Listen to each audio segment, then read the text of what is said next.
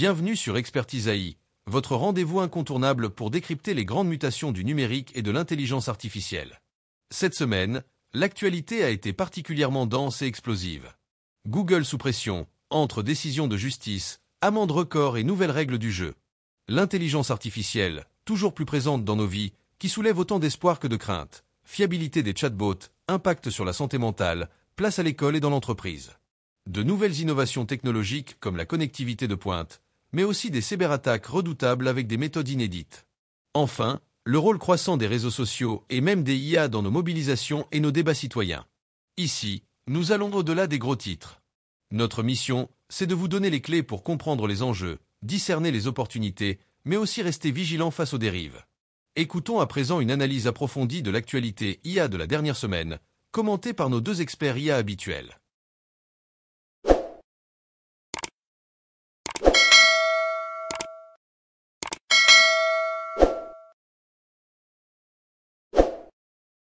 Bienvenue, on se retrouve pour décortiquer l'actu numérique.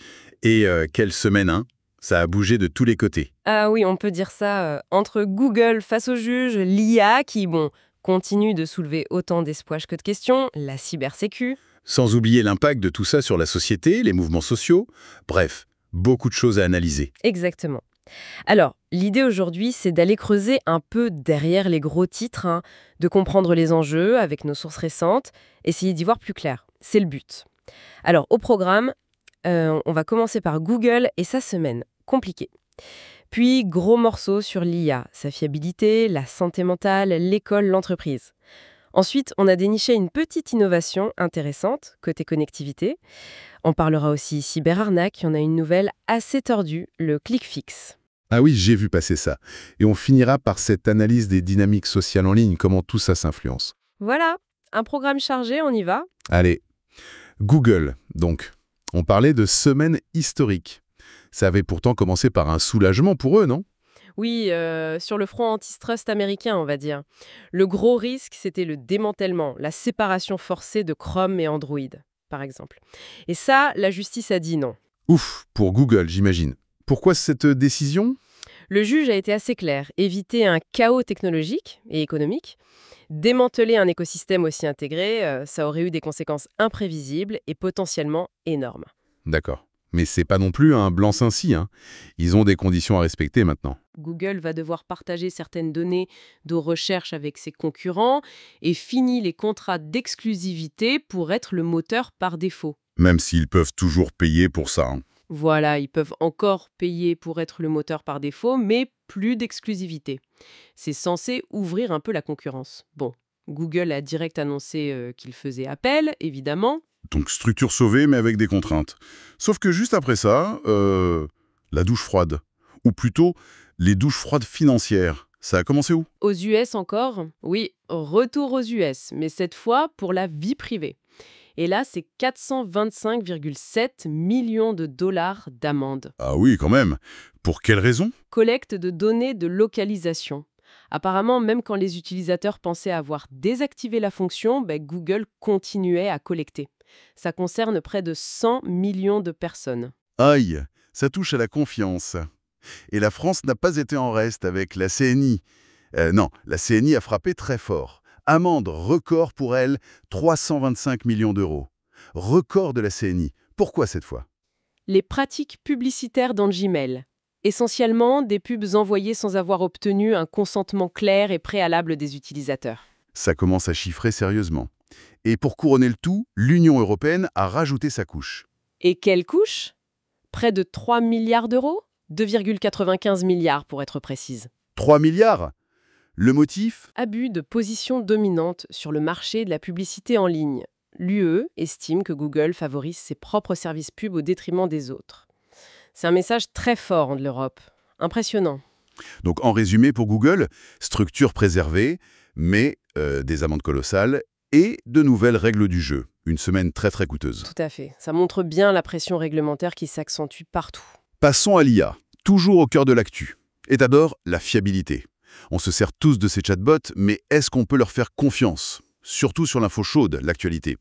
NewsGuard a fait une étude là-dessus. Oui, et les résultats sont assez préoccupants. Ils ont testé les grands chatbots pour voir combien propageaient de fausses informations. En août, le meilleur, c'était Claude d'Anthrokick. Le meilleur, avec combien d'erreurs? Seulement. Seulement 10% de fausses infos, ce qui est déjà énorme, une réponse sur 10. 10% pour le premier de la classe. Et les autres?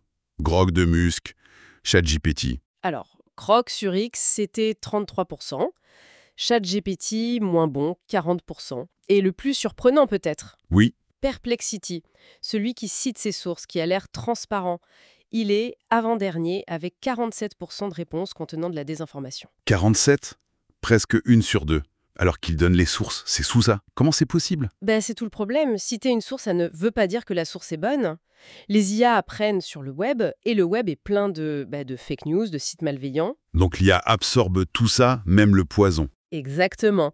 Elle ingère et elle répète, même si elle cite la source du poison. Sa fonction première, c'est de répondre, pas de vérifier la vérité intrinsèque de ce qu'elle a appris. La transparence des sources ne règle pas le problème de la pollution des données d'entraînement. Ok, je vois. C'est un défi fondamental. Et ça nous amène à un sujet encore plus délicat, l'IA et la santé mentale.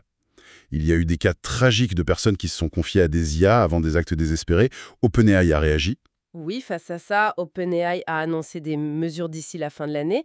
Il parle de contrôle parental plus poussé, de modèles de langage adaptés selon l'âge, plus de sécurité. Et même potentiellement des alertes aux autorités. Ils évoquent ça pour les cas extrêmes, oui. Tout en rappelant que normalement c'est interdit au moins 13 ans. Mais bon, casse. Les ados sont doués pour contourner, non? C'est toute la question, le contrôle parental, ça se déjoue. Et puis, il y a le détournement de l'IA elle-même, la fameuse excuse « j'écris un roman sur un sujet sensible pour obtenir des infos ». Ah oui, c'est classique. Voilà. Donc, est-ce qu'on n'est pas face aux mêmes limites qu'avec le contrôle d'Internet ou des réseaux sociaux? La technique seule, ça suffit rarement.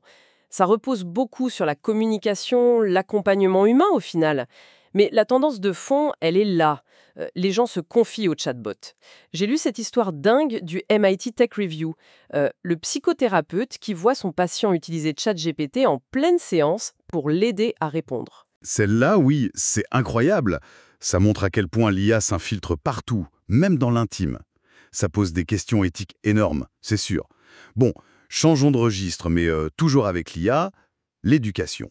La France veut investir, oui, 20 millions d'euros pour créer un LLM, un grand modèle de langage, mais spécifiquement pour les profs. Une bonne idée sur le papier. L'intention est louable, c'est sûr. Mais on a déjà vu des outils faits maison par l'administration qui peinent à rivaliser avec ce que le grand public utilise. Comme ChatGPT, Claude. Exactement. Une étude montre que 70% des enseignants utilisent déjà ces outils, surtout pour préparer leurs cours. Le besoin est là. Donc ce nouvel outil français, il devrait être vraiment très bon et facile à utiliser pour être adopté. Sinon, Sinon, il risque de rester sur l'étagère numérique, malgré l'argent public. C'est le risque. À noter aussi, quand même, à la rentrée 2025, l'IA devient matière obligatoire en 4e et seconde. Logique, il faut bien former les jeunes générations, reste à voir comment ce sera fait. Et l'IA en entreprise, alors, on dit que la France est à la traîne. oui, les chiffres de l'INSEE montrent moins de 10% d'utilisation. Un expert, Salim Kanassur, pose une question intéressante. Est-ce que le vrai problème, c'est pas de savoir pourquoi on l'utiliserait? Il donne un exemple. Oui, très concret. L'automatisation des comptes rendus de réunion. Un truc qui bouffe du temps à tout le monde, dans toutes les boîtes. Là, le gain de temps avec l'IA est évident, immédiat. C'est un bon exemple, oui. Un cas d'usage simple et universel. Il compare ça à la résistance qu'il y avait eu face à l'email. Voilà. On disait le fax, c'est très bien.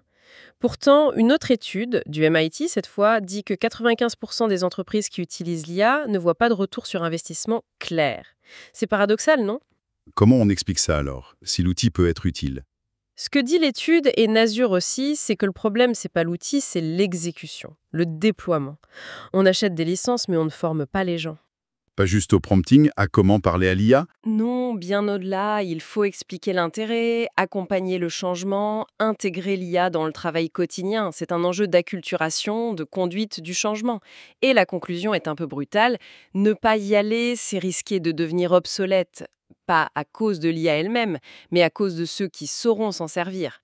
La menace, c'est pas le robot, c'est le concurrent ou le collègue qui maîtrise l'outil. Ça met la pression pour se former. Très clair. Bon, quittons un peu l'IA pure pour une innovation en connectivité. Le Terracom RU1. C'est suédois, c'est ça? Oui, une start-up suédoise, Terracom. C'est un petit boîtier, 200 grammes, qui utilise une techno nommée AirCore. L'idée, c'est de transporter une connexion Internet existante, fibre, 5G, satellite, mais sans fil et de manière très dirigée. Comment ça marche? C'est du Wi-Fi amélioré. Pas vraiment, ça utilise des ondes millimétriques, un peu comme un faisceau laser invisible, mais pour les données. C'est très directionnel, entre deux boîtiers, ça peut aller jusqu'à 3 km de distance. Et niveau performance, ça donne quoi? C'est annoncé comme très costaud 10 à 20 gigabits par seconde, c'est énorme. et une latence très faible, moins de 5 millisecondes. Impressionnant. Quels avantages par rapport à la 5G ou à Starlink, par exemple? Alors plusieurs points clés. La sécurité d'abord. Le faisceau est très étroit, donc hyper difficile à intercepter ou à brouiller. Ensuite, gros avantage. L'utilisateur contrôle totalement son lien. Ah, ça c'est différent de Starlink où on dépend de Musk. Exactement. Pas de risque de coupure décidé par un opérateur tiers pour des raisons politiques ou autres. Et puis c'est rapide à déployer, c'est mobile et ça résiste bien aux intempéries, apparemment. Ce contrôle total, c'est séduisant, mais ça veut dire que c'est plus compliqué à mettre en œuvre qu'un truc clé en main comme Starlink, non? Oui, c'est un bon point. C'est clairement pas pour tout le monde. Ça vise des besoins spécifiques où la sécurité, l'autonomie et la performance priment sur la simplicité absolue. Comme qui, par exemple? Le militaire pour des communications discrètes, les services de secours en zone sinistrée pour établir vite un réseau fiable, ou l'industrie pour connecter des sites isolés, des chantiers, des plateformes en mer. Pour eux, maîtriser le lien, c'est crucial. D'accord. Une techno de niche, mais avec un vrai potentiel pour certains usages critiques. Bon, malheureusement, qui dit numérique dit aussi cyberattaque. L'été a été mouvementé là-dessus aussi. Oui, on a eu pas mal de cas en France. France Crevaille, Air France KLM, des opérateurs. Les attaquants ne chôment jamais. On sait comment France Travail a été touché, non? A priori, ça a démarré par le compte compromis d'un employé. Ses identifiants, login et mot de passe, auraient été volés par un infostealer, Un quoi? un voleur d'infos. C'est ça, un logiciel malveillant spécialisé là-dedans. Il récupère les mots de passe enregistrés dans le navigateur, les infos de carte bancaire. Et comment ces saletés arrivent sur nos ordis. Il y a une nouvelle technique qui fait parler d'elle, là. Oui, Benoît Grunenval, un expert en cybersécurité, alerte sur une méthode appelée ClickFix. C'est une arnaque qui se fait passer pour un test CAPTCHA. Un CAPTCHA. Le truc, je ne suis pas un robot. Celui-là même. Et apparemment, ça explose. Plus 500% d'utilisation de cette technique au premier semestre 2025. C'est énorme. Mais comment ils font? C'est diabolique d'utiliser les CAPTCHA. C'est très malin, malheureusement. Ça se passe en plusieurs étapes. D'abord, un faux CAPTCHA vous demande de cliquer sur un bouton. Ce clic, sans que vous le sachiez, copie une ligne de commande malveillante dans votre presse-papier. Ok. Et ensuite? Ensuite, l'instruction vous dit « Pour vérifier que vous êtes humain, ouvrez l'invite de commande Windows, souvent avec Windows plus R, puis CMD, et collez CTRL plus V, ce qu'il y a dans le presse-papier. » Et si on le fait? On exécute la commande qui télécharge et installe le malware, souvent un infostealer justement. C'est redoutable, parce que ça détourne une habitude. On clique sur des captchas sans arrêt. On fait plus attention. C'est exactement ça. Ça joue sur notre baisse de vigilance face à un mécanisme familier, même si l'action demandée, ouvrir l'invite de commande et coller un truc, devrait nous alerter. Ça vise les utilisateurs moins avertis. Grosse méfiance requise. Message reçu. Vigilance maximale. Bon, pour finir, regardons l'influence du numérique sur la société, notamment les mouvements sociaux. On a une analyse de Bloom sur ce qui se passait en France avant une manif récente. Oui, Bloom a analysé les conversations en ligne. Et il parle de confiscation de la démocratie. L'idée, c'est qu'un mouvement qui démarre de façon citoyenne, un peu spontanée, Type gilet jaune? un peu dans cet esprit, oui, ce mouvement serait très vite récupéré par les extrêmes politiques, droite et gauche. Récupéré comment? Selon Bloom, en utilisant des méthodes inauthentiques, c'est-à-dire des bots, du multiposting massif, pour amplifier artificiellement leur propre message et la visibilité du mouvement. Ils ne créent pas le mouvement, mais ils essaient de le détourner, de le façonner. Et l'influence étrangère type pro-russe, elle est présente? Bloom dit que c'était limité à ce moment-là, autour de 3%. Mais c'est un point de vigilance. Ça pourrait augmenter si le mouvement prend de l'ampleur. On a déjà vu ça ailleurs. Et quelle plateforme est au centre de tout ça? J'ai ma petite idée. Sans surprise, TikTok joue un rôle énorme. Ce qui est intéressant, c'est la diversité des créateurs qui s'en emparent. pas que des militants politiques. Des gens qui font de la musique, du lifestyle. Ils expliquent la mobilisation, parlent d'environnement, de pouvoir d'achat. Ça part dans tous les sens. Une fragmentation des messages, donc, et l'IA dans cette histoire. Bloom mentionne Grok sur X. Oui, et ça, c'est un point super important et assez nouveau. Grok devient une source d'infos pour les utilisateurs de X. Les gens lui posent directement des questions sur le mouvement. Ah oui, et que répond Grok? Il en rajoute? Il calme le jeu? D'après l'analyse, pour l'instant, Grok donne des réponses plutôt factuelles, basées sur ce qui circule sur X. Il y a des mécanismes d'automodération, il ne semble pas jeter de l'huile sur le feu, mais plutôt synthétiser ce qui se dit sur la plateforme. Mais quand même, le fait qu'une IA devienne une source primaire d'information sur un sujet social brûlant, c'est une étape, non? Ah, mais complètement. Ça met l'IA en concurrence directe avec les médias, avec le fact-checking humain. Grok et d'autres demain pourraient devenir l'arbitre de la réalité pour beaucoup de gens, en se basant sur le flux parfois non vérifié, souvent biaisé des réseaux sociaux. C'est une transformation majeure de l'écosystème info. C'est une transition parfaite pour conclure. Ce qu'on a vu aujourd'hui, c'est d'un côté la pression qui monte sur les géants comme Google, à la fois juridique et financière, de l'autre, cette IA omniprésente. Avec ses promesses d'efficacité, on a vu l'exemple de Terra Comuru, où elle peut aider indirectement, mais aussi ses défis énormes. La fiabilité, la sécurité psychologique, le besoin crucial de formation et ce risque de manipulation sociale. On a aussi rappelé que la cybersécurité reste un combat permanent, avec des menaces de plus en plus sophistiquées, comme ce click-fix qui joue sur nos habitudes. Et enfin, oui, cette transformation des débats publics, comment les réseaux comme TikTok et maintenant les IA comme Grok façonnent notre perception des événements, des mobilisations, tout ça, ça touche directement notre quotidien, comment on s'informe, à qui on fait confiance, notre sécurité et même, au fond, notre participation citoyenne. Et ça nous laisse avec une question un peu vertigineuse pour finir. Si des IA comme Grok, nourris principalement par le flux des réseaux sociaux, un flux rapide, souvent polarisés, pas toujours fiables, deviennent les arbitres de fait sur des sujets complexes. Qu'est-ce que ça implique à long terme? Pour notre capacité à discerner le vrai du faux, à débattre sereinement. Exactement. En dehors des processus de vérification traditionnels, ceux du journalisme, de la recherche, qu'est-ce que ça dit de l'avenir de l'information et, au bout du compte, de la santé de notre démocratie? Une question essentielle à méditer. Merci de nous avoir suivis pour cette analyse. Voilà pour cette plongée dans une semaine riche en rebondissements numériques. Entre la pression réglementaire sur Google, les défis éthiques et sociétaux de l'IA, les innovations technologiques et les nouvelles menaces en cybersécurité, une chose est claire, le numérique façonne notre avenir à une vitesse fulgurante. Chez Expertise AI, nous croyons que comprendre ces enjeux, c'est se donner le pouvoir d'agir, d'innover et de rester vigilant. Si vous avez aimé cette analyse, pensez à liker, à vous abonner et à partager cette vidéo autour de vous. Et surtout, restez avec nous pour nos prochains épisodes où nous continuerons à décrypter l'intelligence artificielle et son impact direct sur nos vies.